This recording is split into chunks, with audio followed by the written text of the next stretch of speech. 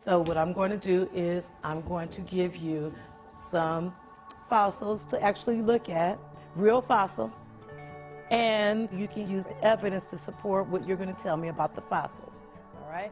Some of the things I want you to do. Our goal was to design, develop, and test materials to see does project-based learning really promote student learning. All right. Kids, unfortunately, are introduced to science like it's a body of knowledge. Use your evidence to support your idea. But science is so much more than that. Science is all about trying to figure out how things work. In many respects, project-based learning mirrors what scientists do, right? Trying to answer a really important question or to figure out what's going on with some phenomena. When I let go, I started to go slower and slower, so then it stopped. Multiple literacies and project-based learning is very different from traditional science classrooms. I was a science teacher for about 30 years in Detroit Public Schools. We did cookbook experiments that usually were just validating whatever we talked about in class. When you go into a multiple literacies and project-based learning science class, you see something very different. You see kids that are engaged in asking questions and trying to solve problems. We developed 4 units for the 3rd grade that cover a full year of curriculum that are integrated with mathematics and English language arts. They are really investigating things. They are really making observations, asking questions. They're developing models. They're arguing with each other about the science. We integrated literacy where it was really important to support children in the learning of science. So we saw just in the classroom kids getting excited about reading because they were excited about the topic, because it was something that was related to what they were trying to figure out. Wait, not right there, not right there. The standards in math that we chose to integrate were the ones that were so much a part of what we do in science. They were actually measuring for a purpose in order to gather data.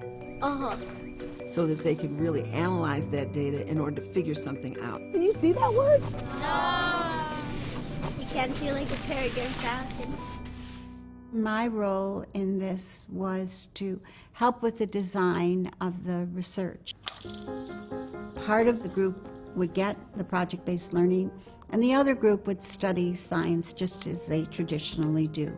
We had to make sure that our sample was balanced with respect to their achievement, their population characteristics, and school enrollment size. We looked at 46 schools, 23 in the treatment and 23 in the control group.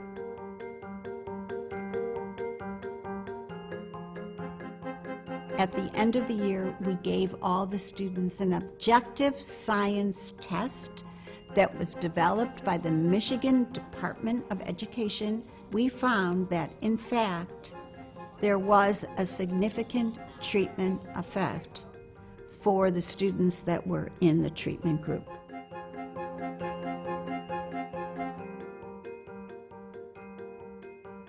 This was true regardless of what your gender was. It was true regardless of what your race and ethnicity was. And it was true whether you were a struggling reader, an average reader, or a very good reader. We actually moved them up in their proficiencies in learning science. And so that is really strong evidence for using project-based learning in schools, because it is different. But do the kids get excited about learning science? Do they put effort into learning science? And so we also measured kids' social-emotional learning.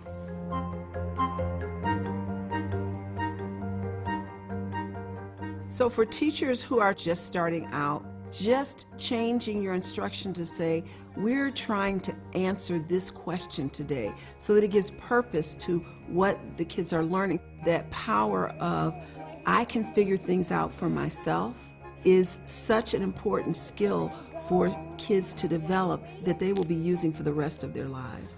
Did it make a difference when I changed the straw?